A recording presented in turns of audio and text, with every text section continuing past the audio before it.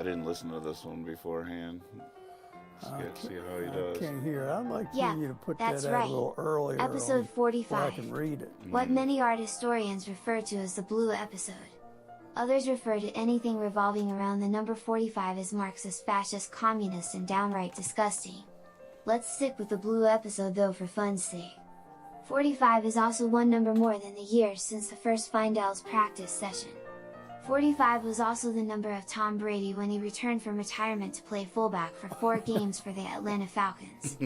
45 rotations per minute is the speed a little cute record spins around on a turntable when you're listening to old Allman Brothers songs while eating the famous cardboard pizzas mentioned in episode 44. I've wandered off into the woods and can't find my way back.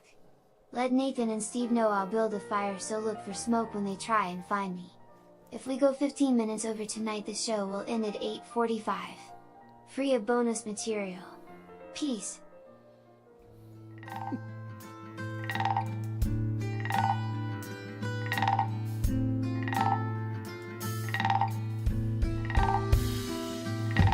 Three little frogs sitting on a log. One of them fell in. One frog said to the other frog, well, you better go get him. Two little frogs sitting on a log. One of them fell in. Last little frog, he sat and thought, good thing they can swim. Jabberjaw, Jabberjaw, Jabberjaw, Jabberjaw. Three little frogs sitting on a log. One burst into a grin. One frog said to the other frog, wonder what's got into him. Two little frogs sitting on a log. One laughed until he is red. Last little frog, he sat and thought, must have been something I said. Jabberjaw, Jabberjaw, Jabberjaw, Jabberjaw.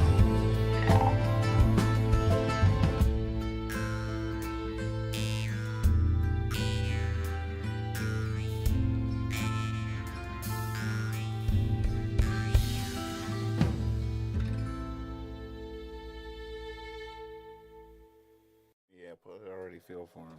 Oh, we are live. We were just talking about the little kid Owen that reads our opening script there, whether or not we're going to can him and outsource, hire a new voice. Welcome to Jabberjawn. I'm Nathan Moore. This is Kyle Hogg. This is Steve Moore. Jabberjawn at your service. Welcome to the show. Here, let me blast. Hey, Heather. Good to see you. I just put a shout out on our Discord server. We are streaming live now on YouTube, on Twitch, on Facebook, and good hang on our Discord server. So follow the links in there. Saul, welcome home. They just got back late last night. Well, I tell you what, every time he travels a lot, and it seems like more times than not something happens. A plane doesn't take off, or you get rerouted, or it's seems like more times than not something goes wrong, but then they always make it. So,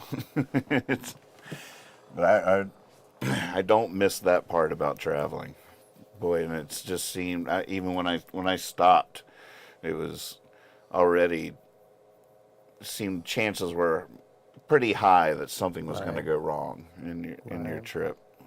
Seems like that's the norm. It's more the norm. Yeah. I don't like us being trained to accept that. Yeah, exactly. Now, when you would travel with your guitar, do you put it on with you, or do you goodness. put it in the luggage? Traveling with the guitar, it's the bane of every musician's existence. In fact, there was Senate legislation passed regarding whether or not you can have a right to expect your guitar to be able to go into the overhead compartment, because a lot of times they'll just first come first serve, and they'll force you to put your guitar under. Okay. And it's so nerve-wracking. My goal was always to get my guitar into the overhead, to get it on the plane. Sometimes they have a closet at the beginning of the plane where you can put it. And you just learn all these Jedi tricks. Like for years, I would always button line. and Wait a minute, wait. Button line's now called a Jedi trick? well, you had to act like you belong there because they got groups like group 1, group 2, group 3, group 4. For some reason, I was always in group 4. I guess I wasn't paying the extra fee or something. So when they would call group 1, I would just go. Wow. And so then you go up, and then they're scanning each thing. And so that's where the Jedi thing had to come in, because as they scan the number, like, oh, you're not in group 1, get back to the back of the line. Now, did you have So- like a so I'd did have you have to, like like- an ID or something on the guitar, or like a chord with your name, or you just knew that was your guitar? Yeah, I definitely had my name and address and everything on it. But boy, there was so many times that the Jedi trick wouldn't work, and they'd take your guitar from you and be Oh, like, no. and then you'd see it. You'd be sitting on the plane watching how they treat your guitar, and you watch it come around. You're like, oh God, and then you like throws it out. You're like, no. It was just so nerve wracking.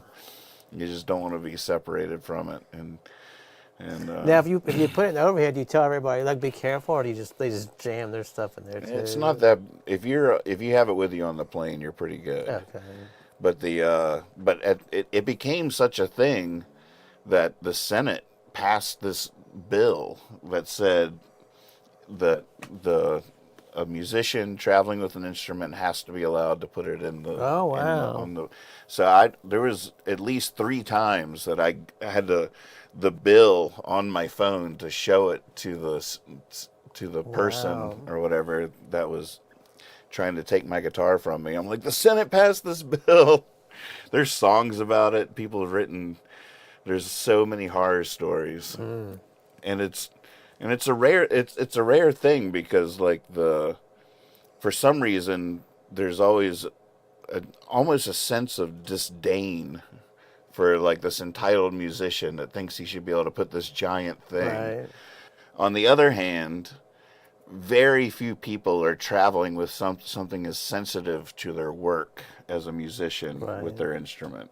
Like very few people are in a similar situation, and nobody seems to get it. No one seems to really appreciate. Every now and again, you'd meet a stewardess or somebody that'd be like, "Oh, you have a guitar? Let me make sure you're taken care of." Like, Wow. and that these random angels that would go the extra step to be sure you weren't separated from your instrument. Now, do they make like a heavy duty travel guitar, like a flight? They have flight cases that I've never owned. That does go a long ways to making you feel a little bit more confident with whatever happens. I've never owned a good flight case. What if you just show up with a strap and it's just thrown across your back and you're just standing there in line? What do they do then? There's a bus station down the Oh, street, right. buddy. That's part that I have having so many flashbacks and memories. That's definitely part of the Jedi thing too. Is a lot of times they'll make this announcement like, "All right, it's a sold out flight. Be sure to check your extra baggage at the gate, and you'll get them on the other side or whatever." So like, I would employ my magician skills and like put my guitar on me so it was hidden by my body as I walked up, maintaining eye contact. Right. The large move covers the small, using all my magician tricks to obscure the fact that I'm smuggling this guitar on here, whether you like it or not. Oh, wow. There's an old adage that has often come to use of it's better to ask forgiveness than seek permission. And it's it's a terrible mantra to live by, but I tell you what, it really is useful from Got time to me time. through 30 years of teaching school. I just heard a quote yesterday. I was listening to something coming on. It said, "Make haste slowly." I like that. Where'd you hear that? I was listening to something on the ride home from work yesterday. Like, even if you have to do something fast, make sure you know what you're doing. Right, make haste slowly. Interesting. Man. What's new in your world?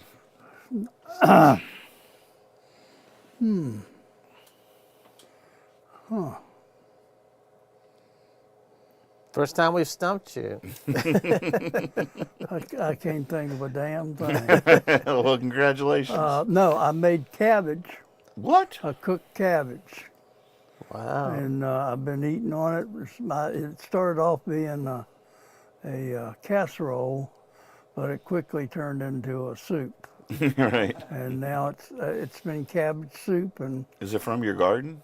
no, I didn't have any cabbages, but one cabbage has gone a long way. But I've been eating cabbage for a week. So what was the origin of that story? You were at the store and decided. Wendy Gray said that she was eating cabbage. She was cooking cabbage the other night, and the cabbage is really good for you. And Is it? I don't know. Have you ever had a cabbage steak? Like you slice it like Oh, a steak. right. Oh, it's so good. No. Put some seasoning on You it. cut it in Yeah. big slices and grill it. Yeah, it's so And you good. grill it? Yeah. Oh, I'll have to try that. But it really did have a good flavor. I ended up with cream of chicken soup and made it. I don't know if that's Whoa, what were it you was. just making this up? Were you Yeah, just I was making it just up? yeah, I was making a casserole. And I was using cabbage instead of potatoes, basically. And a lot of Cabbage and potatoes go really good together. Well, that's where I'm going. I've got a potato at home. I just need another but I haven't finished the cabbage, and I'm going to wait a week. Yeah, I have a tendency to go whole hog on some taste or something. Like I'm not getting any artichoke hearts anymore. Right. I burned out. burned on it. them. I burned it.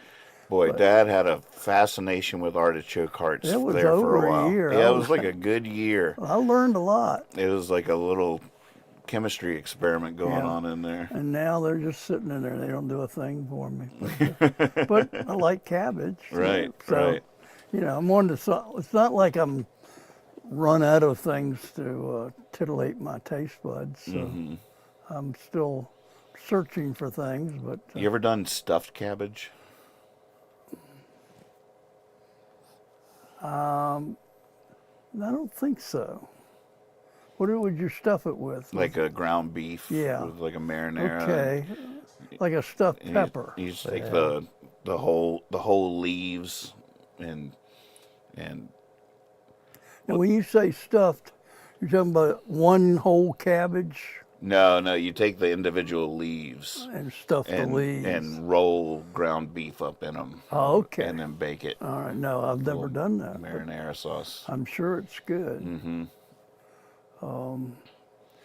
I bet it's been 10 years since I made stuffed peppers, but I used to love the That's one of my staples. mom made stuffed That's peppers. one of my staples. Yeah, my mom, yeah. That's an art form. Yeah, I don't know why it's so good. Well, you should have me over sometime. Well, when I'd you're be having happy to make you some stuffed peppers. Yeah, I would love that. Trade those pants for some stuffed peppers. Yeah, it's a deal. I'll bring you some cabbage. I'm gonna go get me some cabbage. You've inspired me. Yeah, it's been a It's while. a good time of year. I love cabbage. Peak cabbage season. Yeah, I think so. They're coming in. There's an old bluegrass song. Boil that cabbage down. When one of y'all said cabbage and potatoes, I was like, that sounds like a good band name. Or Yeah. if it was just two of us, we could be cabbage and potatoes. There you go. That could be our act. Do you cook? I get on a kick for like maybe a week, then I'm like, screw this, and I throw something in the microwave. For a week with different. Yeah, like, Things on the menu same each thing. I'll night? see something and be like, "Oh, this will be good," but then like the same thing, I eat it, and then I'm like, "Oh my God, how many days can I eat this?" Now, when I used living alone when I was younger, I would go through phases like Chinese, and I'd get 3 library books out. All and right. watch a show and read something, and then try to make Chinese dishes for a month or two. Wow. That was always very informative. I learned a lot. Yeah. I didn't stay with it long enough to get very good at anything, but at least I learned enough to appreciate the cooking and how it worked. So He had a little takeout business there back in the 80s. Yeah, I could do cabbage for people that wanted to come by.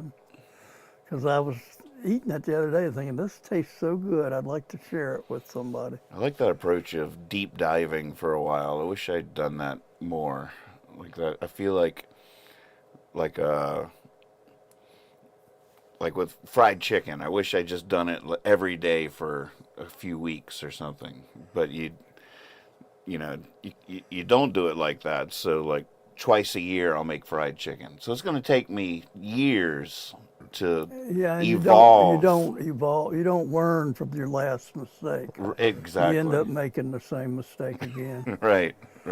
'Cause that's the way it is if you don't do it regularly. I do that with too many things where instead of drilling deep on a particular area and get some expertise on it, I skim the surface of a bunch of things. Yeah, And it's a very American technique. there's things I love about it just because I'm easily entertained and like just with cooking is a great example of that. And I learn a little bit about a lot, but sometimes I wish I knew a lot about a little. Yeah. I did just buy a spaghetti squash for the first time. Oh, those are fun. Those are fun. There you go. Do you know what to do with it? My friend, the guy at work makes, he said just cut it, butter. He put some seasoning on it and put it in the oven for like an hour at 350. And Just cut it in half, scoop out the seeds or whatever, a little oil, salt and pepper, face down on a baking tray. Yeah. But then the fun part is you make like a pasta sauce or something, marinara, and it's like nature's bowl. Yeah. It's like the shell itself is the bowl. Very low carbs. Mm-hmm. It's really fun. It's so fascinating that now, you scrape it with a fork and it becomes noodles. Yeah. That's the one that you can make noodles with. It's amazing. I don't it even understand. Just like that. It's weird, right? Yeah. Yeah. I was last week or a couple of weeks ago. I was wondering, are bananas and corn on the cob related at all? Both of you got a peel. They're both that shape. Are they related at all? They must be. Well, they're both yellow. They're both yellow, long. The similarities between them. There's got to be some. I think the highest level for you got corn. I think the highest level for corn would be a kernel. But I think you can have generals with bananas. With bananas. Right. Yeah. Well, you know. Next time you see a banana, you're gonna wonder if it's a general or not. I'm just gonna salute just to be safe. You know all those silky Salute threads. Each one of those goes to one of the kernels and feeds it. Wait, say it again? You know, like when you open up a corn on the cob, it's got those silky threads. Those feed the kernels in the. Oh, they're like veins of little conduits of nutrients. The bananas don't have that as far. Well, they just have like 3 or 4 of those ones that somehow hang off the sides sometimes. Heather says, Kyle, it's 2023. We're all cousins, even the corn and bananas. We're all related. On one hand, it seems like an absolutely ridiculous query. It's just a weird question. Yeah, that would be 2 hands over here. Well, no, on the other hand. Cornbread, banana bread. Oh, the plot thickens. He's given it more thought than I did. Right. You got 1 point. But I bet, like, on some deeper level, there's probably somebody whose expertise could explain to us why nature producing 2 long yellow things is somehow connected. That have to be peeled. Well, they are both fruits. Are they? Well, I mean, if you think about corn, kernel, that's the growing of a new corn plant. But what's the difference between a fruit and a vegetable?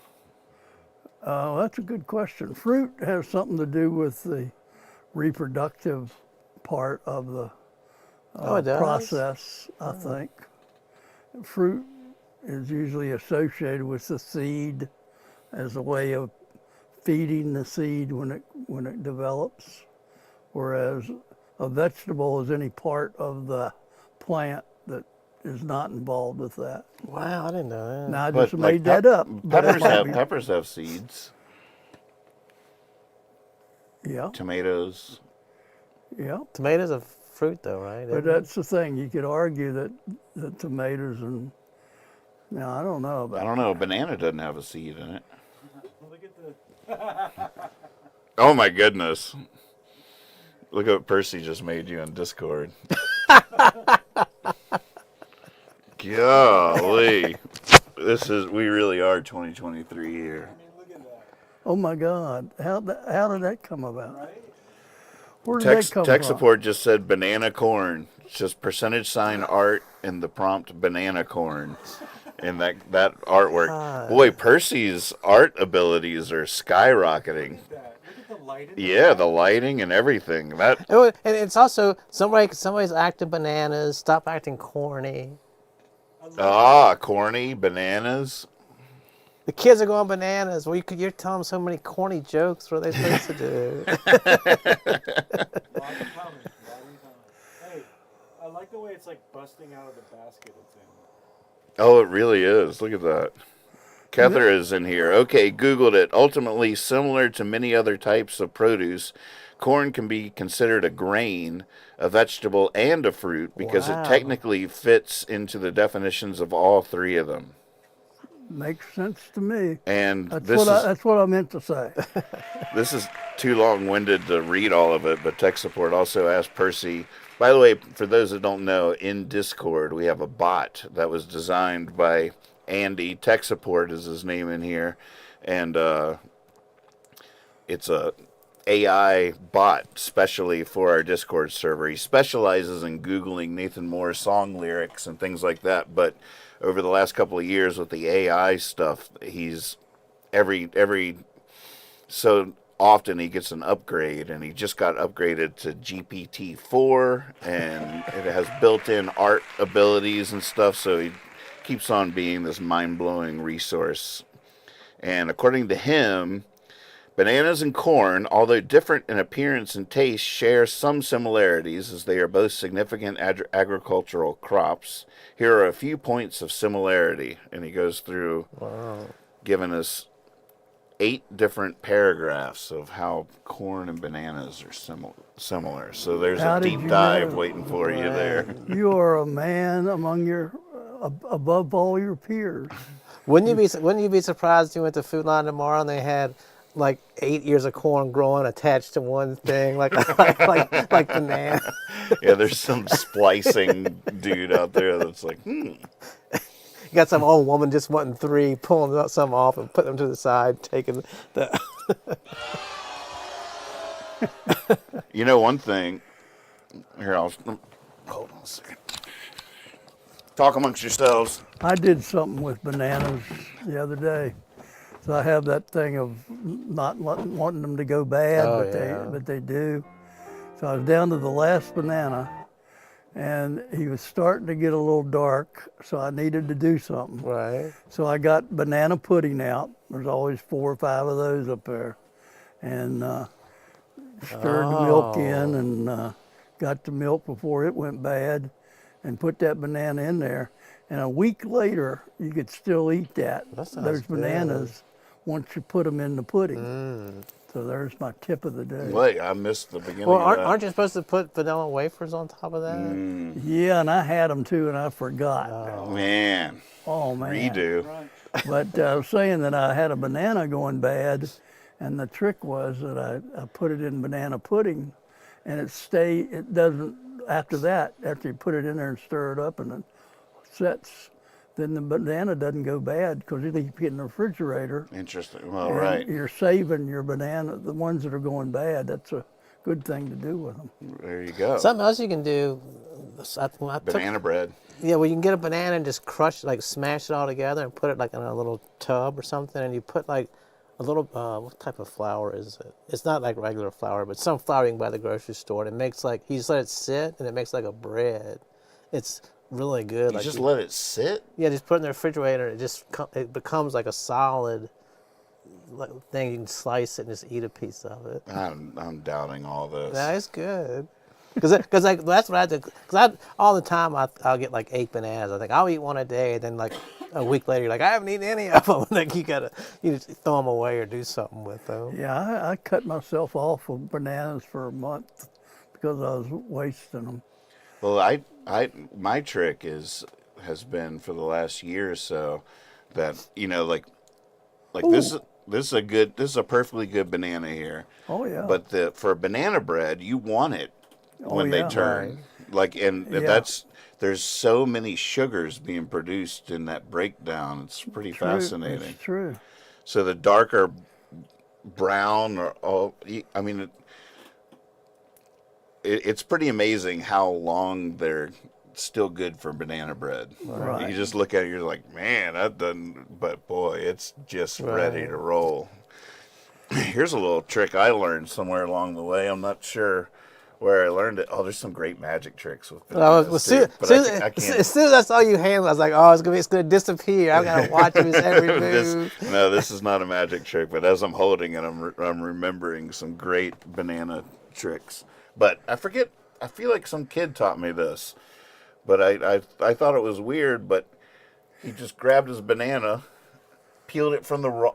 Wow. To me, it was the wrong end, but I was like, "Oh, why are you peeling it?" He's like, "Because then you have a handle." What?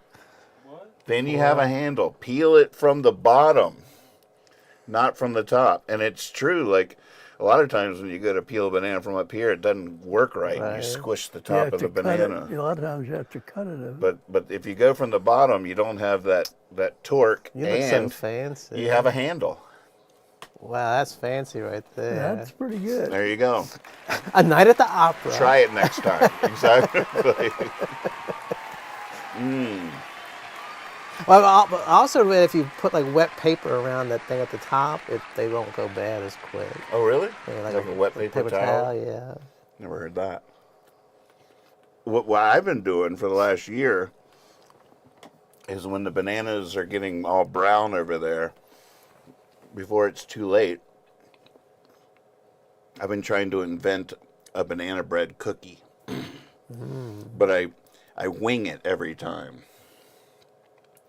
So I go in, it's usually like 4 a.m. or something. I'm like, I should do that. And I just fire up the oven and just throw the bananas that are all ripe in a bowl and then just start adding ingredients and try to make a cookie. And I wish I'd taken better notes each time I do it. Sort of going back to that. Good or? Well, I still never made a chewy one. But like, I'll be like, I'll try eggs this time. Or, it's always a little bit of flour, but just sort of winging it. A little baking powder, see what that does to the mix. But put corn in it? For the most part, what's that? Yeah, put corn in Yeah, it. there you go. That's definitely. Got a can of corn, put that in there. Cream corn. And I could try corn flour for the flour. Yeah. But each time I try a different little twist to just a little chemistry experiment, basically. But I haven't taken very good notes, so that's the problem. Yeah. Eventually, I'm going to hit one out of the park and be like, "How did this happen? Right. Why is it so chewy? What's this texture? How did I?" Then I'll write that one down. So far, none of them have been. So you don't use noteworthy. Okay, you ever try a cookie mix that you buy in the store? No. Just add Always banana? raw ingredients: flour, Just going sugar, from it. eggs, vanilla, or. So Whatever are you a cookie maker? I don't think I've ever made cookies. Not a cookie maker. Yeah. But I'm fascinated. I'm fascinated by cookie baking. It's funny because right when I almost got into baking, almost really went for it, Kether came out as gluten-free. Oh. So that really, especially back then, they hadn't, all the gluten-free flours and stuff were terrible. But that technology is growing very rapidly, so before you know it. But like if you want to like get into making pizza or something like that, you don't want to be gluten-free. A lot of that growing pains of the technology. It's just not there yet. So evidently you didn't have 4 bananas. You just had that one. I had 2, which was an Well, even you had more to awkward leave one number. for Kethra. Do you but- want some? Well, I do, but I don't want to eat after you. No, you don't. He's got a handle for it. Yeah, I'm holding it by the He handle. hadn't been manhandling it. Well, I have manhandled it a little bit. I want to see you do a trick with it. I think it's too late. You should like put it back together somehow by magic. Slipping on banana peels, What a unique taste. isn't it? No, back in the day, I don't know if it was. If I heard it was like an old sailor's rumor. If you smoked banana peels, you could get high. Did you ever hear that? Oh, they call me Mellow Yellow. Quite right, Slick. That's what that is? Isn't that what that's about? I have smoking no, banana I peels? never heard that. Do you remember that band, the old like a sort of a silly punk band, the Dead Milkmen? Oh yeah, They had a album called like "Getting High Off Banana Peels." yeah. It was definitely an urban myth. Yeah. I don't know if there was ever any Yeah. truth to that. That might be a good question for Percy. Swaby says most fruits and vegetables have seeds unless genetically modified. No? Question mark. Clutch. We have a great party going on tonight. Good to see everybody. Clutch, been too long. Hey there. He says he totally peels bananas from the bottom. Hang bananas from a hook keeps them longer Oh, than just yeah. on the counter. I've heard that too. Good one. We have a lot of- special basket with a special hook at the Yeah, top a just lot of for my the friends- bananas. A lot of my friends Yeah. have that. Oh, apparently the way I do it is the way monkeys peel bananas because they know about the handle. Monkey would know. Yeah, they Supposedly the a way lot of experience. I wipe my butt is the way monkeys do it. I don't know. Oh my goodness! Where did that come Man, from? where did that come from? The way monkeys do it. All right. Tech support just asked Percy to tell a banana joke. Percy says, "Why did the banana go out with the prune? Don't know. Because it couldn't find a date." It's an easy crowd. That's just terrible. This is terrible. Have we sunk this low? Now, if we went to like 420 next week and they were selling banana peels, would you buy one to see what it would do? Or To smoke it? yeah, if they was like bad. Or I something. definitely smoked banana peels when I was a kid because of hearing the Right. rumors. I got nothing fun to report. No, do you have to from- dry it out or? I don't know. I don't. I probably didn't even do that. No, you had to pour some gasoline on it. that would keep them going. Microwave it for the You're smoking banana peels the way a monkey does. What's the craziest thing you've ever consumed like that? Probably just massive amounts of alcohol. Well, but you know that works. I know. Oh, something I'm trying to. Gosh. Something you heard. You ever done anything weird? Gosh, I Well, can't think. When I was 10 years old, we smoked grapevine. Grapevine. Remember that one? Oh, like it's hollow. The stems a little hollow. The hollow stems, you cut them off, and we smoked grapevine. It didn't do a thing. Right. I think we started a fire in the woods that day. We'd only lost 2.5 acres, as I recall. You wouldn't believe the rush I felt when the whole woods caught on fire and we had That to was run. the part I've never felt so high in my entire life. When you realize that fire truck is making all that noise just because of you. You're right. There's a rush there. It's so exciting. I couldn't go to school for a week. Well, it was kindergarten, but they wouldn't let me in. I had to see some therapy. Would you guys lick that toad they talk about? The psychedelic toad? You No, ever- I've never licked a toad. Would you though? I've dated a frog. But that's another story, and I don't talk out of school. Right. or out of the pond, for that matter. Respect that. Beans in the house. Jade Dodd is in the house. Woo. Banana We trees got are some cut down. all-stars out Yeah, it's there. an all-star crew. Banana trees are cut down after just one harvest, Really? Wow. according to John Dodson. Wow. That doesn't doesn't make right. any sense. That doesn't work.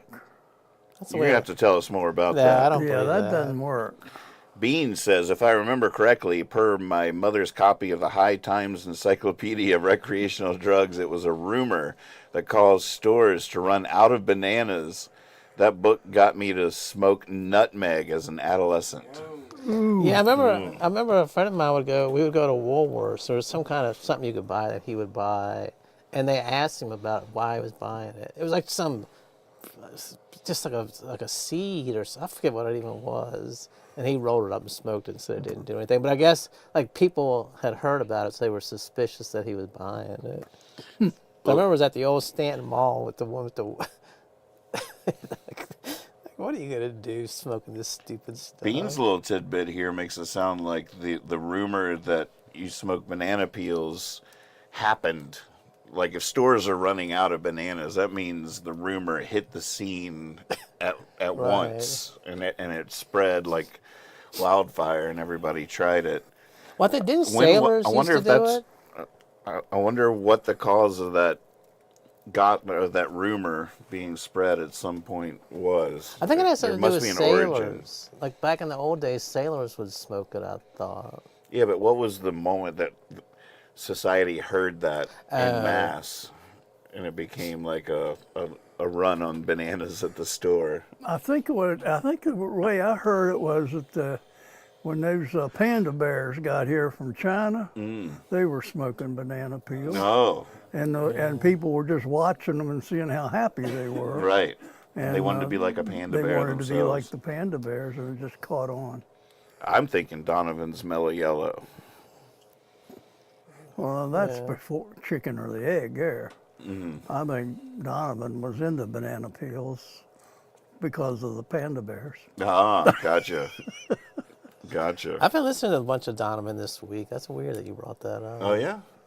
He made there's some really artsy, weird films that they're releasing now. Well, I'm Oh, he finding did? it on YouTube. He made 'em? Well, just him like riding through the woods on a horse with all this rainbow colors, the background's all wishy-washy and stuff. Wow.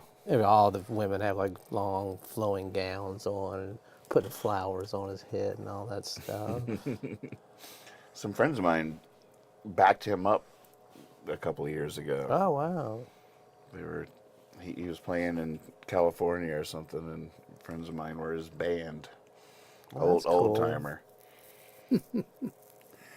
Well, I was a big Donovan fan as a kid, for sure. I must have got that from you. Catch the Wind's one of my favorites. Yeah, that's right. Catch the Wind. His album, From a Gift from a Flower to a Garden, in the box set with a double album. One album is for adults and one's for kids. Oh, wow. It is the most beautiful album ever. Do you know who played drums and lead guitar on his first hit, Hurdy Gurdy Man? No. Jimmy Standing Page. with the Hurdy Gurdy Man. Yep. Jimmy Page, and on drums, John Paul Jones. John Bonham. John Bonham. Wow. Half of Led Zeppelin was his band for his Really? original hit. Isn't Yeah. that something? Yeah. Supposedly Jimmy Page is on all kinds of stuff you don't even know about. Yeah, he was a like studio session guy. guy, big time. Yeah, that's fascinating. There's probably a good discography there of tracks he played on. I always feel sorry. Have you ever seen the Bob Dylan movie Don't Look Back, where he just destroys him in front of everybody sitting there? Donovan? Yes. That makes me cringe I've every time I've watched I see that it. scene 100 times. Oh, God. It's so fascinating to me. That's you what- know what he's talking about? No. It's one of the few. I mean, I love Bob Dylan, but every time he does that, like, God, I hate you, Bob Dylan. Wait, but he didn't. He just like demeaned him and just made him. But look did he? Like, I thought he did. Like, made him look bad, and then Donovan looked so But uncomfortable. did he make him look bad by being mean or by just being No. awesome? he just was sort of like, I'm better than you, and everybody here knows that you're just like the new kid on the block. They'll never be as good as me. It's so fascinating to me. It's like I don't even know how to describe it. But yeah, It's like tense. it's the movie that was made Pennebaker Yeah, yeah. in the '60s. It was just following Dylan It around. was Dylan's first tour in England. And, Electric. He was playing electric. no, stuff. no. Yeah, 'cause remember they come out, he plays it, and he yells, "Play it fucking louder." They're all booing him. He's like, "Play it fucking louder." No, I feel like that's not the same movie. Oh, Because he's solo acoustic. It's like the very early days. He's up there with his harmonica, Maybe it's singing not. songs. But he's doing his first England. I feel like it's one of his first England tours, and he's over there. And maybe there's a little bit of both, but I definitely have vivid memories of him Right. just with his acoustic playing these theaters and stuff. But they're like riding around in limousines and stuff, and the young Bob Dylan, the little wiry, edgy dude or whatever, and he's like, "Who's this Donovan guy?" You know, and they're just like wondering who Donovan is.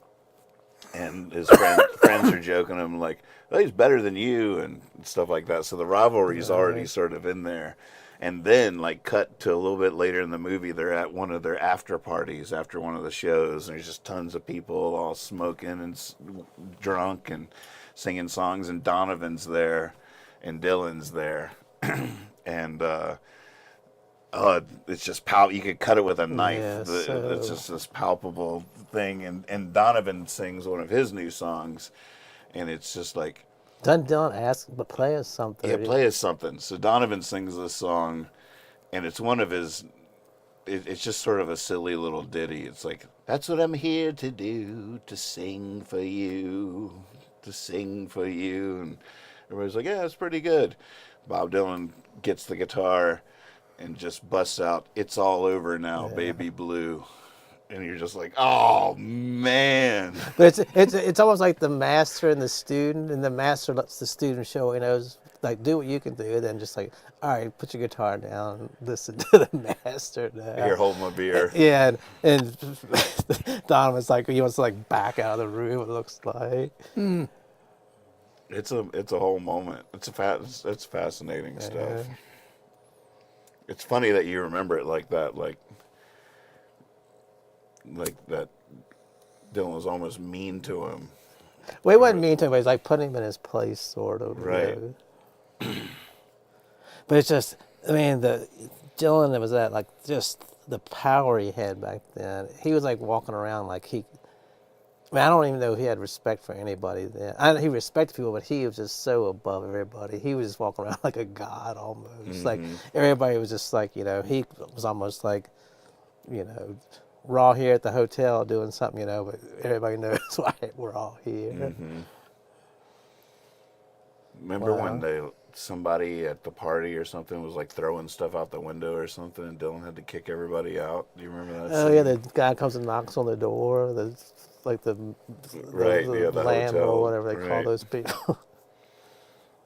Oh, I guess I don't have time to click on this, but I'm going to hang out in Discord after the show and do these deep dives. The story behind the song Mellow Yellow is now in here. John Dotson says the first set was acoustic and second set electric on that tour. Ah, that explains it. That's right, because a lot of the people in his entourage were musicians, I guess, in his band. I don't remember that part. What a great movie. Because I remember the crowd's all booing, and they turn. I think it's the band that with him. He turns and says, "Play it fucking louder." Like, yeah, it's like one of my favorite parts. Like, they hate this. Play it fucking louder. Yeah, apparently when he first went electric at the Newport Folk Festival, Pete Seeger famously ran and got an axe and tried to cut the power to the stage. And there's like this image in my mind of all these people holding back Pete Seeger with an axe, trying to cut off the electricity to Bob Dylan's electric set. It's sort of so many fascinating elements there. Why Pete Seeger wanted to cut that Right. electricity off, and why people saw what Bob Dylan was doing as being sacrilegious to a certain extent because of the folk community and what he meant to folk music and everything. You know, Dylan's first album had one original on it, and the rest were all old classic folk songs. And the one original was about him and Woody Guthrie. And there was this whole passing the mantle, the torch down to the next generation, this idea of Bob Dylan visiting Woody Guthrie on his deathbed, and basically Woody Guthrie passing the torch to Bob Dylan to carry on. And so but that's not just like folk music, it's also people's struggles, protest songs, like all these social justice kind of things. Right. That so when Bob Dylan went electric, he wasn't just turning his back on a genre of music. Right. He was turning his back on people's movements, on being a voice of the people of a lot. There's a lot going on Yeah, there. he was really. They thought he was selling out. He was going pop. Right. You want to sell records now instead of teaching a lesson and improving people. But I feel like Hey, no Pink Floyd now. I feel like he hasn't talked about it very much, but I feel like there was also like a profound. He didn't want to be the voice of the people anymore. Like there was something there. He might have just wanted to make art. Yeah, he wanted to make art, right? Have you ever seen that video? I posted it on Facebook one time. It's him and Joan Baez. I forget what the song is, but it's like they're out at this. It's just like some footage of them walking around out at this farm, and they're sitting at a little bar or something out at the farm. And she's like, why did you leave me? Why did you? He said, well, you were in love with your husband or whatever, your boyfriend. And she said, well, I thought. He goes, that's what thinking will do to you. The way he says it, she just stops, like oh my God. What is this? It's like it's I don't know if it's from a movie. It's like a clip from one of his songs, like a little video, and that's before the song starts. They're talking. But I mean, just to say that's what thinking will get you doesn't really mean anything. But when you see Bob Dylan say it, it's like, man, that means something. When you think slowly. What's he doing now? He's still touring and stuff. That's crazy.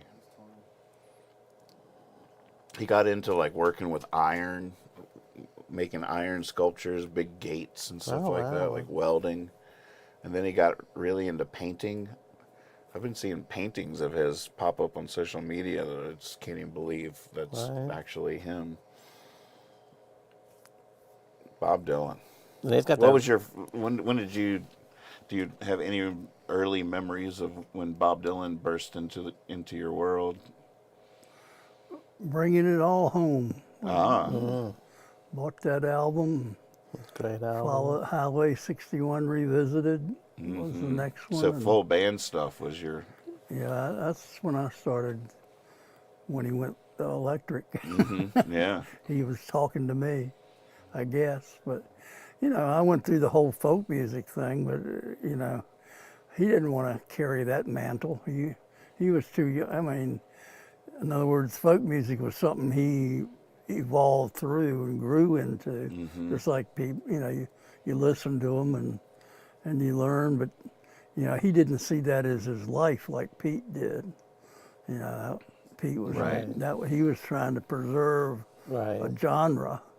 Dylan, he could care less. Right. Right. He was his own genre, and somehow he knew that pretty early on with the words to the song. So, since I'm a word person more than a music person, his first couple albums still blow me away. Are still amazing to me. So I got into the poetry of Bob Dylan pretty early.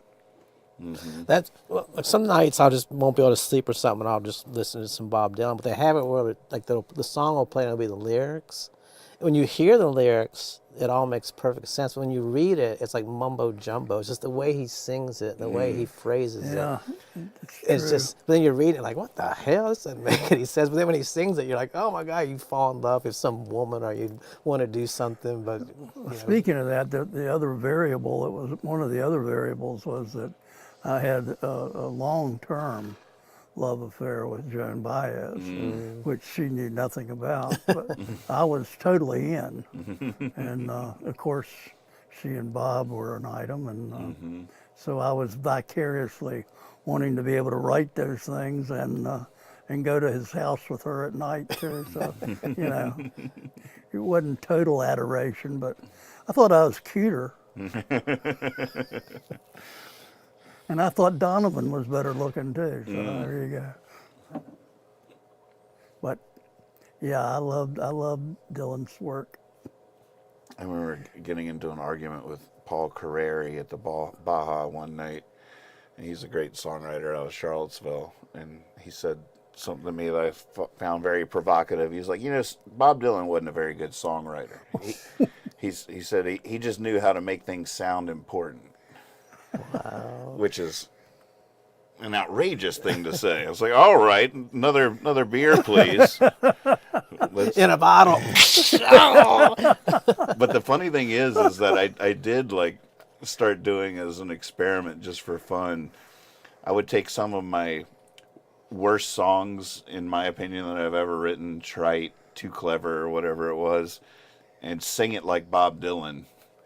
And it did become exponentially more interesting sounding. You just sort of like... I mean, there is something to that. You just take any song. Like, well, when I was saying it didn't make sense, it's still beautifully written. It's like not just trash that he makes sound good. It's he just wraps it all up together to make the story, you know. But even if you just read it, it's still good. I know what you mean, that it makes more sense when he sings it than when you read it. It's just fascinating. But yeah, you grab that Bob Dylan thick book of any page you open to is going to be pretty inspiring. So what's a silly song that we all know? Maybe just like Wheels on the Bus. Wheels on the bus go round and round, round and round, round and round. Wheels on the bus go round and round, all through the town. What's the next line? Wipers? Yeah. Make it up now. You just make it up? I was singing that not so long ago. Oh yeah, give me a verse. Yeah, the wipers on the blinkers on the bus go blink, blink, Blink. blink. All right. The blinkers on the bus go blink, blink, blink, blink, blink, blink, blink, blink, blink. The blinkers on the bus go blink, blink, blink. It does sound all better. through the town. Gosh. That does the sort of right. God. You just immediately are like, oh, what's this he's saying? What's he talking about? He must be high off banana peels. Ride the yellow bus, I see.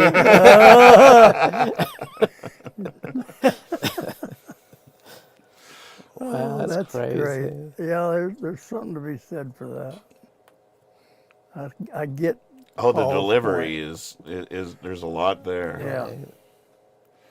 Well, when you first make the scene, anybody that's ever tried to get up at an open mic, unless you have a gimmick, I mean, the songs don't usually carry it. So, Right. And your voice doesn't often carry it, so you need to have a gimmick for him to go in like he did and take over the world. He had to have a gimmick. A gimmick's such a fascinating thing. I remember when I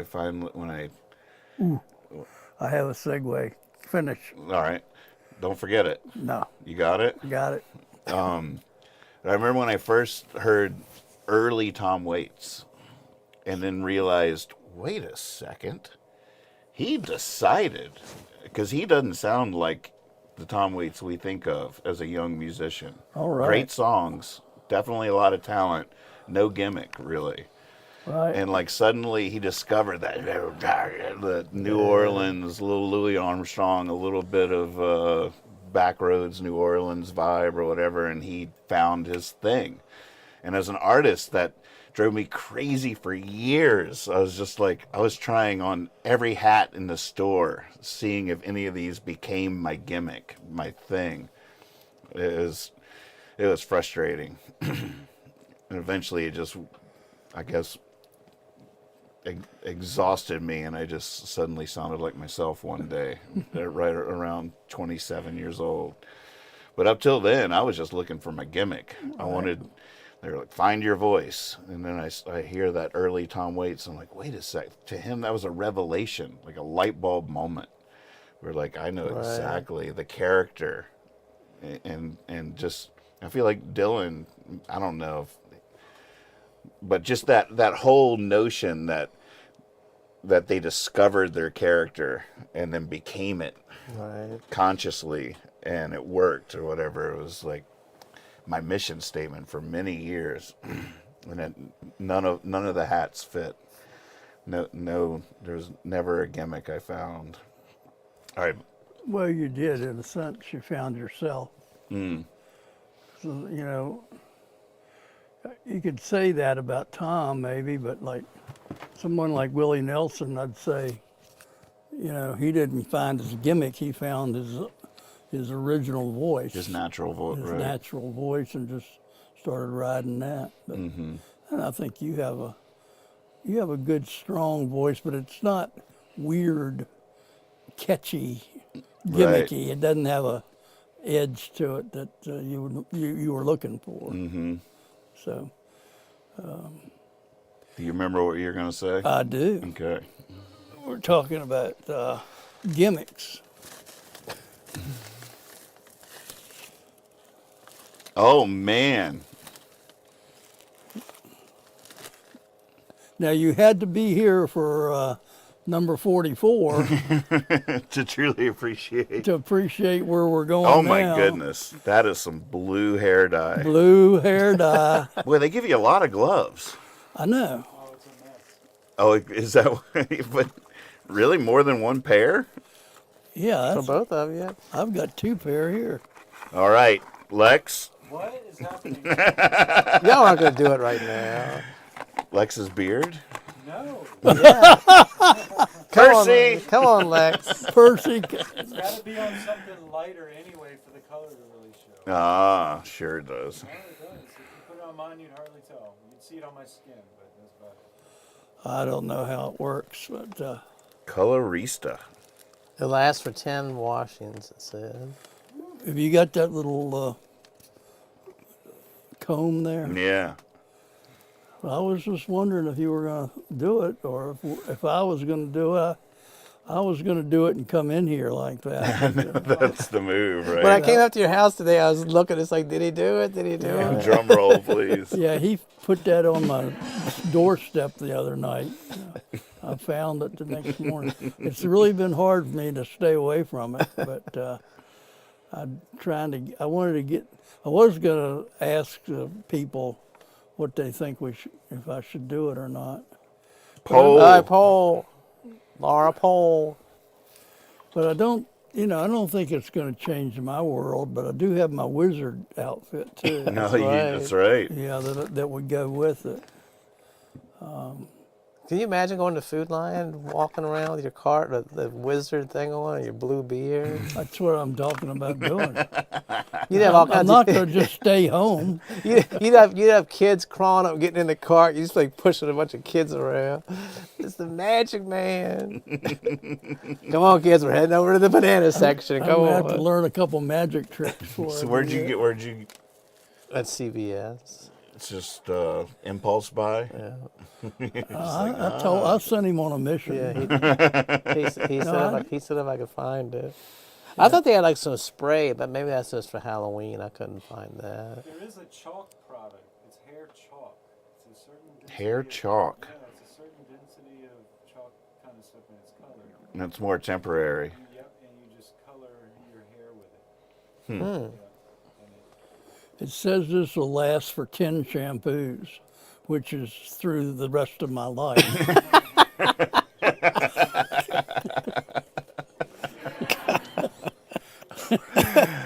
Oh man. We thought that's ever been gone. Nope. 8 more to go. I 8 can more. Are we doing this right now? Should we bury him in it? Should we shave him or bury him? Eventually, I would. Oh, you're the Bluebeard Merlin's son. After a life of being Coach Moore's son and Mr. Moore, I had him for chemistry. Like there'd be a whole new subgroup of people being like, oh, you're Bluebeard the Merlin's, the wizard's son. Bluebeard the wizard. I like that Bluebeard title. It starts sounding better. Mm-hmm. Bluebeard. Yeah. Yeah. Steve And what about you? Bluebeard. Are you ready for it? To be the Bluebeard the wizard's son, I think I could pull that off. Did the gypsies ever dye their beards blue for a show? Never seen that. Not a single picture in that book I got in the bathroom. Is it black and white or is it color pictures? Color? Yeah. Oh no, there's a lot of black and white. You're right. That's a good point. I was listening to the Allman Brothers Eat a Peach going to work today, and the first song mentions gypsies. The second song is an instrumental. The third song mentions gypsies. It's like, what the hell? The Allman Brothers so hooked on gypsies before.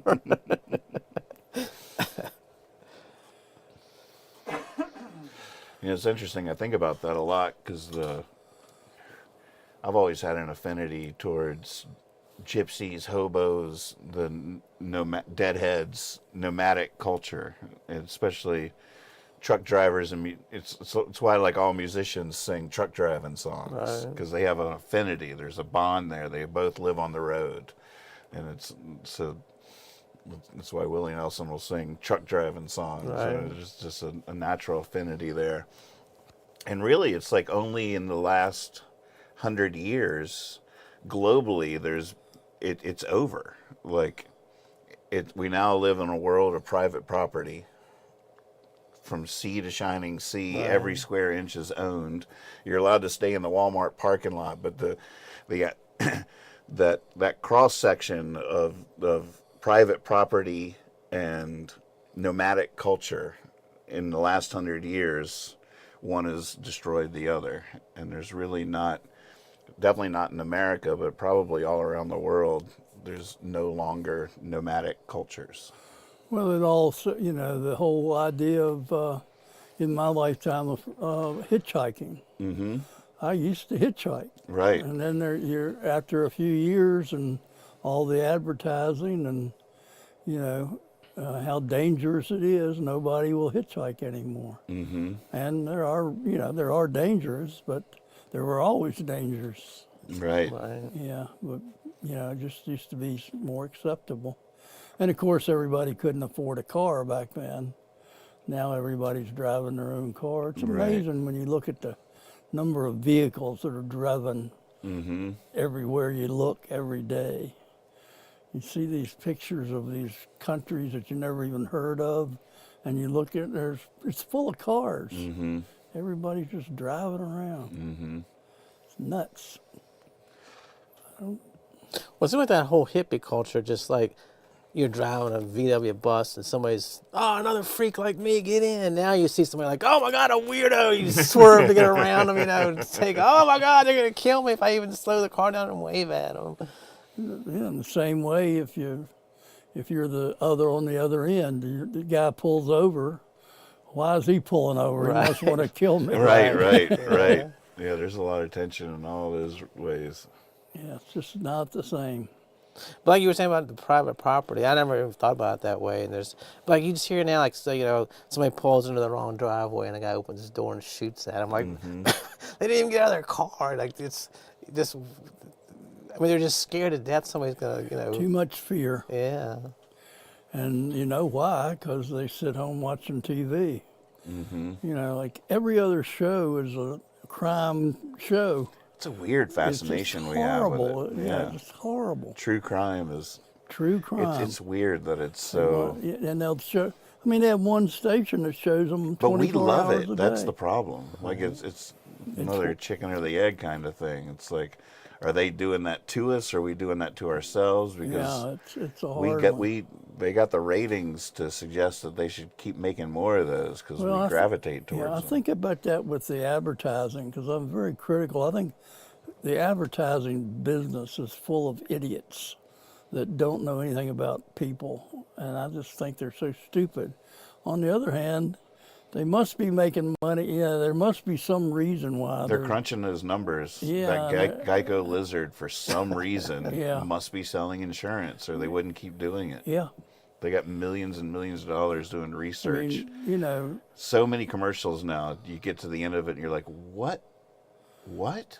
why would you ever put Saban and the coach from Colorado Deion and Sanders. a duck and whatever there's another animal in the room, but those four things together make me throw up. I mean, I just get nauseous. Well, it's funny, for that, or like the what did you mention? What was the animal you mentioned? Oh, the gecko. The gecko. Like, really, they don't even tell you anything about the company. No. You don't know if it's expensive or just shitty, getting a wreck. Oh, well, you're a fool for trusting a gecko. You don't even know anything about it. Just the name just sticks when you want to get insurance. You just call and, I don't understand the advertising thing at all. Mm-hmm. So many of the things I would never buy anything from Geico. Right. I just would never think about that. Right. Even if you could save 15%. Even if you could save 50%. Well, I never thought of that. But the thing is what we were talking about earlier. Is somehow people hear bananas are going to get you high, so they'll sell out of bananas. There's no proof. They've never talked to a friend that said, "Oh yeah, I got high." They're just like, "Oh, let's go try." No, we must got the wrong ones. It's some more, It's just once the thought's in your head, you can't fight it. I guess it sells for some people. And that stupid liberty, liberty. I mean, that song is in my head probably once a day. And it's just like, God, get it out of my head, Yeah, those are fascinating. Those little audio brain earworms. Yeah, they got an emu. Yeah. Right. Even. Right. So to go back to private property for a second, like back in the day, like turn of the century in 1900s, like Woody Guthrie, Woody Guthrie in This Land Is Your Land has this verse. There's a couple verses in that song that they never teach you when you're a kid, and you're like, oh. But one of them is as I was walking, I saw a sign, and on the side it said "No trespassing." On the other side, it didn't say nothing. That side was made for you and me. But he was, like artistically and intellectually challenging the notion of private property fundamentally. What do y'all think about that? I think it's an interesting challenge. Mm-hmm. And yeah, I think he's got a good point. I think I think we're undergoing something right now where I made a joke on the way over. We really don't know right now how much of this country, private property-wise, China owns. Right, right. It's just gotten nuts, and you see it locally. And I'm not saying anything about the Chinese. I'm saying everybody. Mm-hmm. I mean, I could have said Europe. I mean, there are people with a lot of money aren't buying all the land, and then they're figuring out what they're going to do with it later. But it's really getting interesting. It is interesting. Well, that's what I've read, like housing, like it used to. I mean, I'm saying it used to be, but to me, my image of the old days is my parents wanted a house, they went and bought it. Now, like some company comes in and buys up the whole neighborhood and then jacks the prices up. So exactly, they own basically. They can do whatever they want with it. Yeah, that's what's happening, and that's part of the whole problem with our real estate industry these days. Mm-hmm. I don't know what you do about that. What do you do about that? There's too many people with too much money and nothing else to do with it except invest it. A friend of mine, her dad passed away, and they put before the house was even up, they were going to put, they he had been dead like 2 or 3 days. This company came in and bought the house, just gave him so much money, it'd been stupid to turn it down. Wow. And within a week, they were taking the kitchen out. Just they just buy everything they can get. So some normal person could have bought the house, but now they turn it into some fancy, put $20,000 worth of remodeling and jack the price up $100,000. And Right. Flipping it. yeah, But big corporations and stuff. Yeah.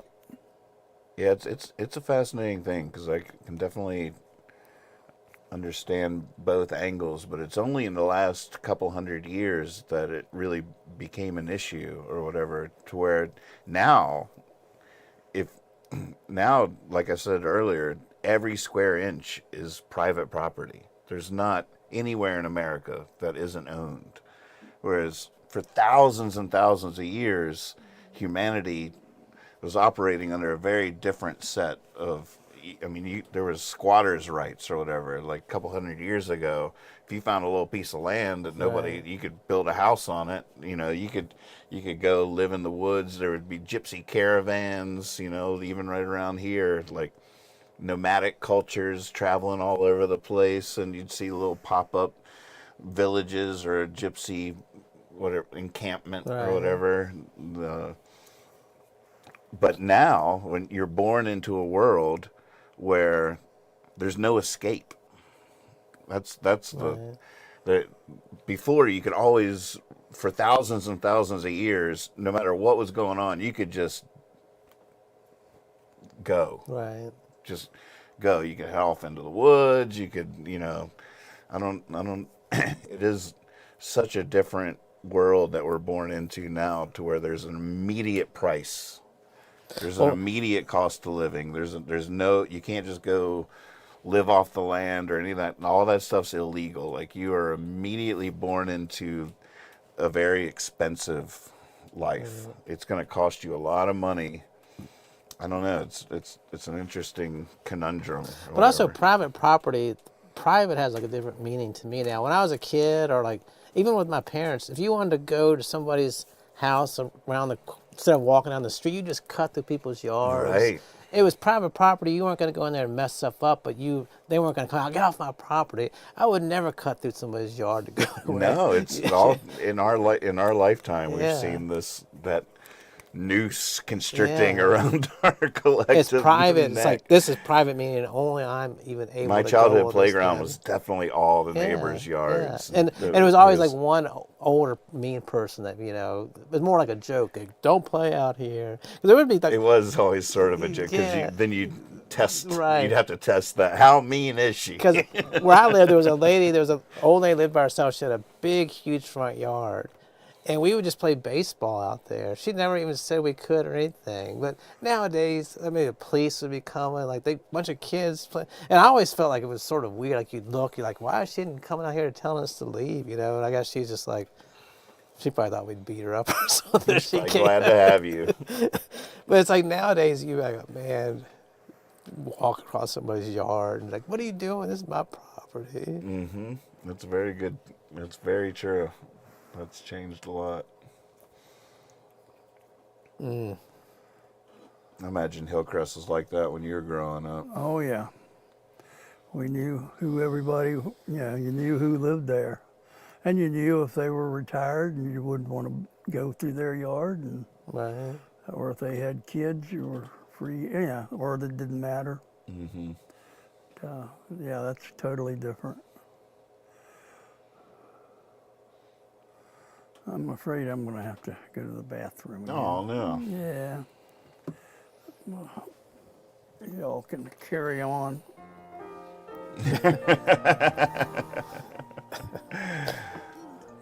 Stay tuned for the bird when he gets back. Unfortunately, You need any help? Unfortunately, this is the Let me get the door toilet. for you. It's a little awkward up there. All right, Kyle, folks, Kyle, your it's show. just me. I'm going to play a song on the guitar now.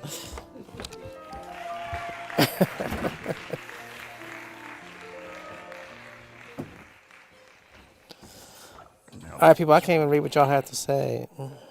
Lex, entertain us. Oh, Nathan, he's back. Tell us a bass story. Tell us a base story. Like a naval base story? That's the I'll just set this on the ground right here for when Dad gets back.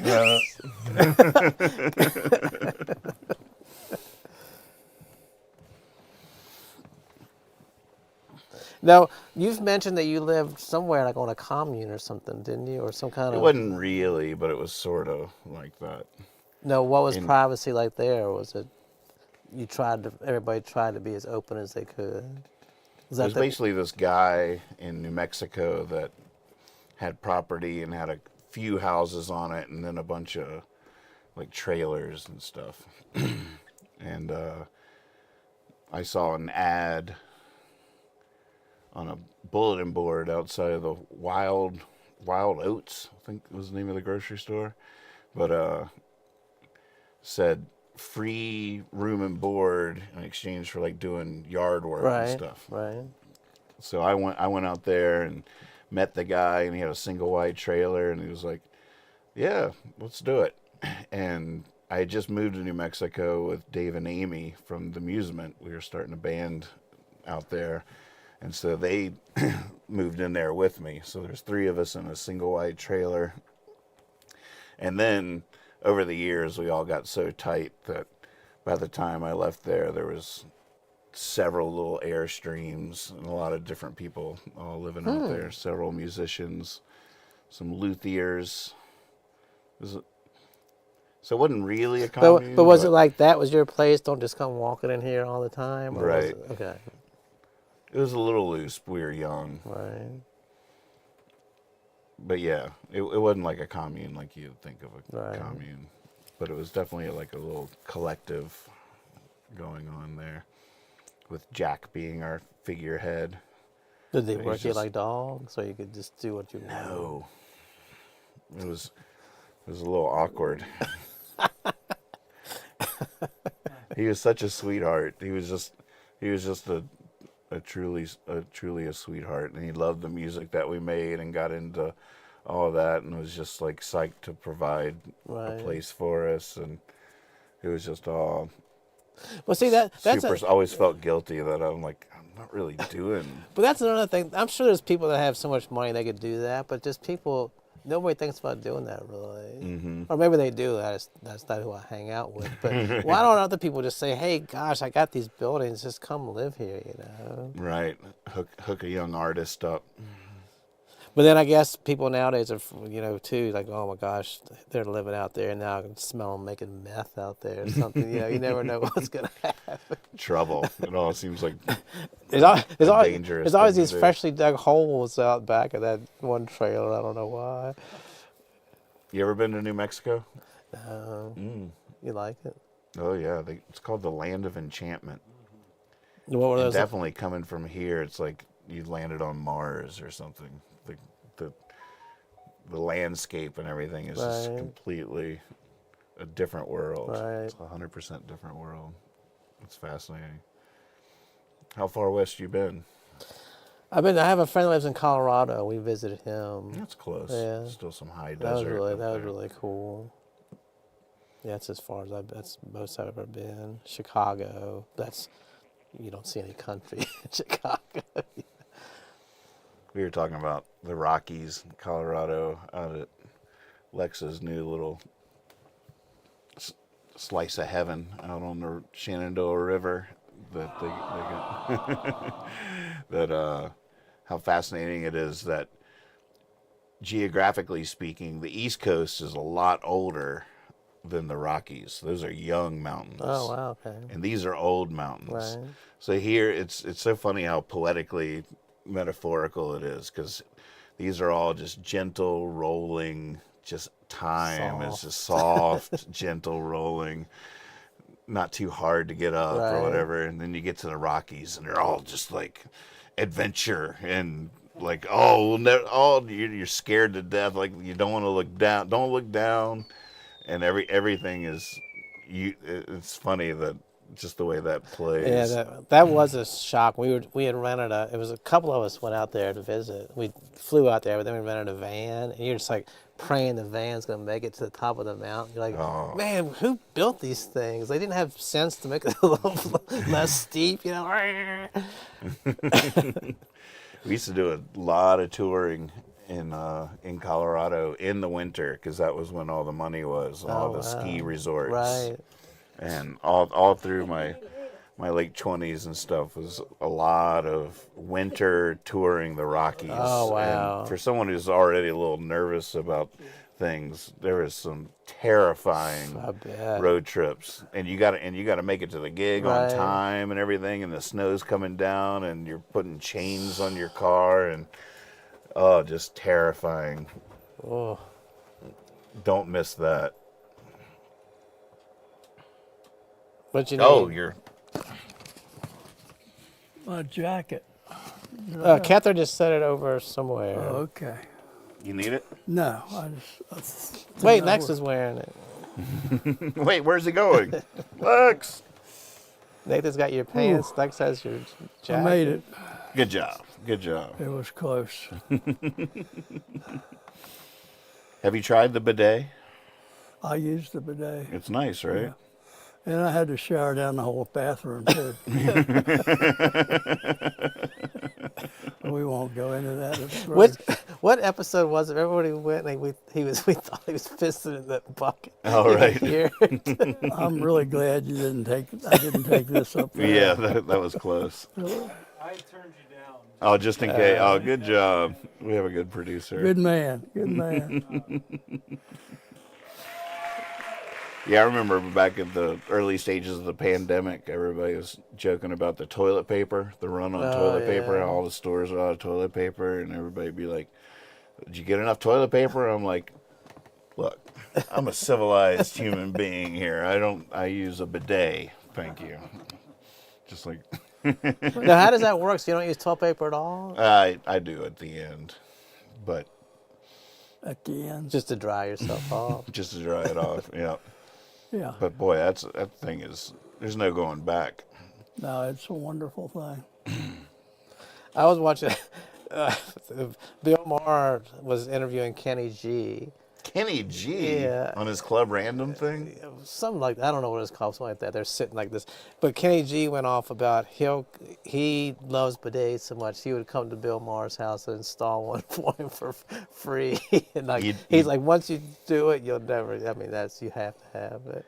Yeah, there's a lot of proselytizing that goes along with it. I remember when I first got it, I was trying to get everybody into one.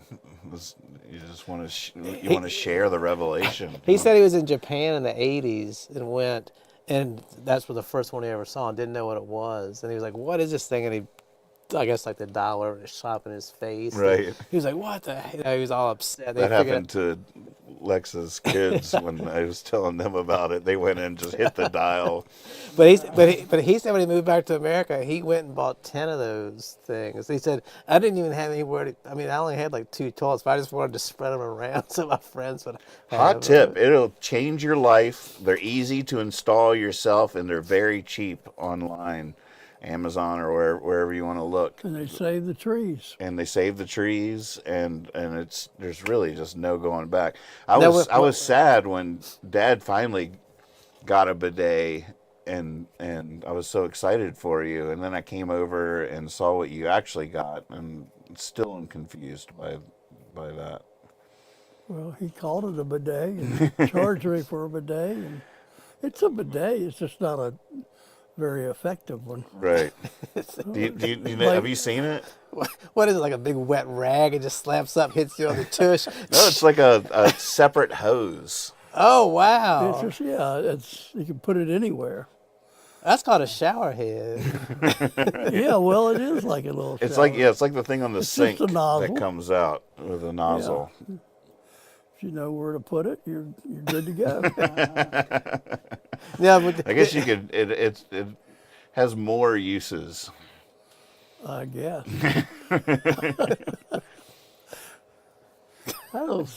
Yeah. No, I don't think I'm going. Oh my goodness! What?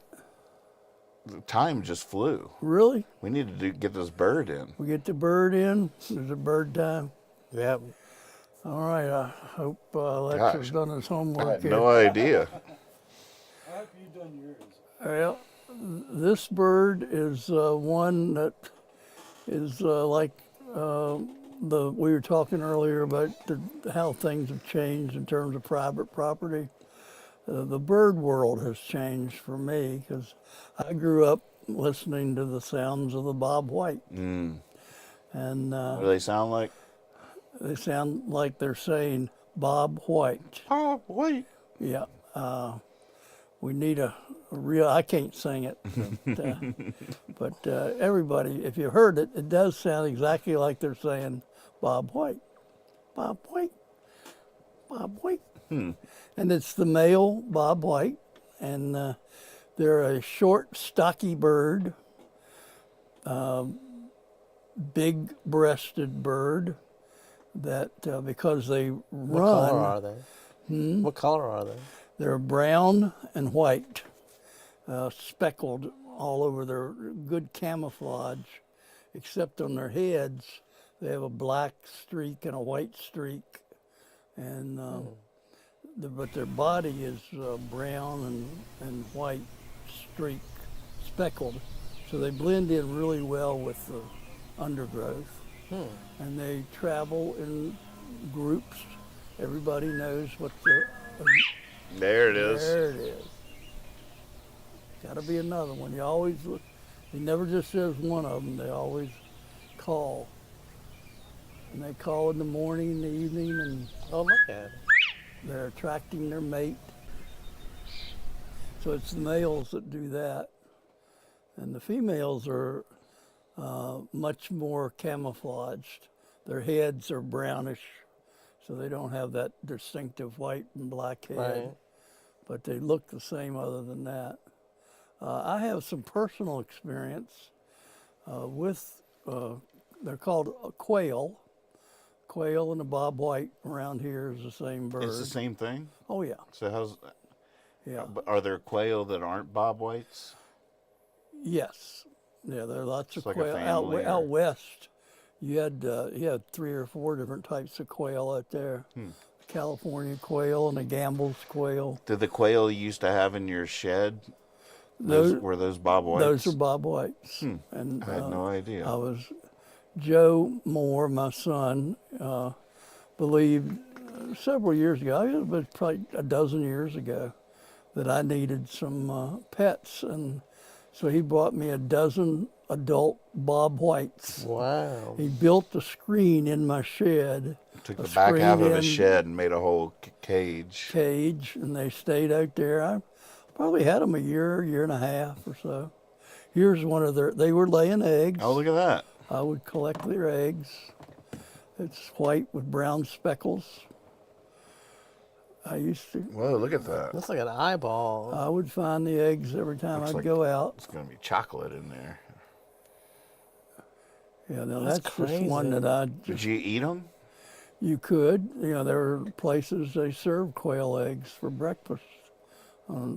Charge a whole lot of money. I love those little jars of like pickled, spicy Pickled quail eggs. Yeah. See, I always thought quails were bigger because I hear about people going quail hunting. So I thought, Well, they're good. They are, but they're small. They're about like that. oh, okay, they Yeah, are. they're- Okay. They have a breast that's big enough that, in other words, if you shoot a quail, you take the feathers off and all you eat's the breast. Right, okay. You don't eat the rest of it. There's not enough there, but you can get a little meal. They are in the all of the grouse and pheasant family. The quail is in that family. They travel. Now, I was getting to the point of, we use the word for a group of quail? No. Well, You're familiar with it? Lex? What's a bunch of quail called? You know, you grew up with it. When I say it, you'll know. Quill? Covey, a covey. Covey, a covey of quail, which was pretty much a family.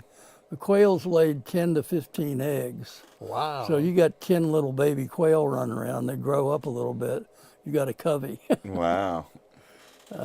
No, your quail at home, were they male and female? So they were having, oh, I guess they were laying eggs. I could tell guess the so. difference, because of the coloration, but the females were the ones that were laying the Did you ever eggs. have any chicks? No. They never built a nest. I wonder why. They were just dropping the eggs. Well, I didn't really take care of it and try to do that. I didn't know what I was doing. I did have food and water. That's good. Right. Kept them warm, and they were just very interesting. I would bring them in sometimes and put them on the porch when friends would come over, and there'd be quail just walking around. So you just pick them up, and just catch one? No, they weren't easy to catch. I mean, I could go into the screened room and I could catch one and bring it in, but you could catch them, but it took a while. Mm-hmm. It was harder. They're pretty quick, but they did you had a problem there, because if you left them in there for any length of time, you end up with a lot of little white droppings all over the place. Right. Wasn't cool. You had to get the bidet and spray the house down. Exactly. So they are hunted. I have hunted quail. People around here in the South, we used to, more quail hunting in the South, use dogs, Right. beagles and pointers, and they go out and point on the covey, and you walk up and the covey flies up and you shoot them. Yeah, that's tough, yeah. And it was a lot of fun. With like buckshot. Yeah, just shotgun. Yeah, use the shotgun. Now, what do they eat? What do the quail eat? Seeds, bugs. They were omnivores, but a lot of fruit. Anything. They were just. But a lot of it, they get a lot of their food from pecking around in the underbrush. So they have their feet and they do that little thing and find something and eat it. And Are all the quail around here Bob Whites? Or do we have...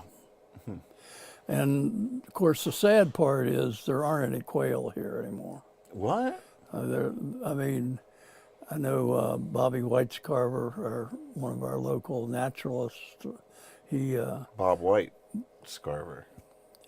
That's what I thought you were kidding when he said oh his my name. gosh, He said that, and I was like, all right, he's getting ready to make a joke. no, that's his real name. But he has tried. He has farmland out in Augusta County, and I've seen where he's tried to raise them. I don't know if he's got any out there now. But Wow. the only ones I've heard lately have been ones that have been people have tried to stock and buy some sort of What place. happened? They're just so easy to hunt, and not by people, but by foxes and raccoons. And but the main thing, the loss of habitat's the big thing. Private property. Yeah, exactly. But also it's the feral cats. I mean, cats don't. They're not even a challenge. A Bob White's not a challenge for a cat. Is that they don't fly very far? They don't fly very high, but their first reaction is to duck down the whole covey. So Oh, the that's whole sad. covey will go, and then finally, if you get close to one of them, he'll flush, and then they all flush at the same time. Well, none of that works with a cat. Right. And they're just going to sneak around, and so a cat can devastate a covey very quickly. Wow. And of course, cats aren't there for food, like other animals find it easy too. The nest is really easy to destroy because they build on the ground, and what they do is they run from things more than they fly, because that's just their nature in the underbrush that they live in. So when they do fly, they fly short distances and then land, and you can see them land on the other side of the field. So you just start walking toward them again and get another one. And, it's just they're just easy to hunt, but they're easy. So the dogs in the hunting, are they about retrieving, or are they the ones that are flushing them out They're the one they're flushing and then they retrieve. Both. They're doing both. Oh, a well-trained one. But they all love to point on a covey. All of the dogs that are used for that. But you'll see a pointer do that. It's pretty amazing. Wow. And they'll So just there's sit a there. covey over there. As soon as they see one wing, they'll just go and freeze, and then you can walk on up. Wow. That was fun. But I never did much of that. I didn't have any dogs or anything. I went with some guys that did one time. Mainly I would just walk. Yeah, that was the whole thing. Yeah. But what else can I say? They don't migrate or anything. They just stay in one area. So if your quail that you have handed down generations have lived in that area. Now, like birds that don't migrate, do their feathers change from summer to winter? Do they get more? Or do they fluff? They'll change. They'll increase their plumage usually. They shed at least once a year, and they'll get a thicker coat. That's what you'd call it, just a winter coat. Yeah. I mean, animals, the mammals do that too. So, yeah, so the quail was a bird that I grew up listening to and don't ever hear anymore. No, that's sad.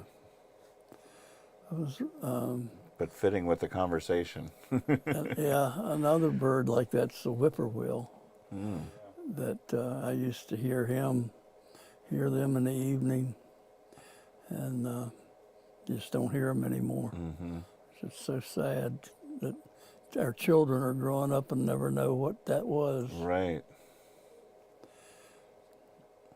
So on that positive note, let's say a prayer and go on home. Oh goodness, we did go 15. You were prophetic in your opening thing about the bonus footage at the end of tonight's show. How did you nail that? Well, I was talking to a friend earlier today, talking about how time just seems to be moving faster and faster. I guess that's something people have always talked about with age, but society at the same time is everything. It's not just as you get older, time moves faster, but as civilization gets older, time moves faster with all the technologies and stuff like that, all the information coming in, and everything feels faster. Yeah, one thing about that is watching the change. Because what I was just talking about was nostalgia based on things not being like they used to be. But things are changing every day. Like today on the news, it struck me that this is going to be the hottest year on this planet ever since we started measuring things. This is the warmest year ever. Well, that's going to have severe impact on our weather and climate for years to come, and you already see it. But we're living in the 1950s or whatever. Even the young people are living from 10 years ago. They don't know what's going to happen next year, but it's going to be different. It's going to be different, right? And it's going to be here before you know it. Exactly. Well, Heather had a good request in the chat, but I don't know if I remember how this song goes. I cheated and went to my lyrics website for the words. Do me a little assist there.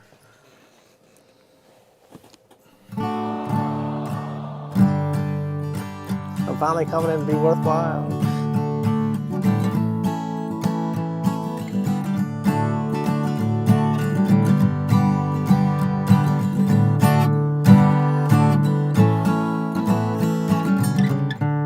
All right, I'll try, Heather. We'll see what happens.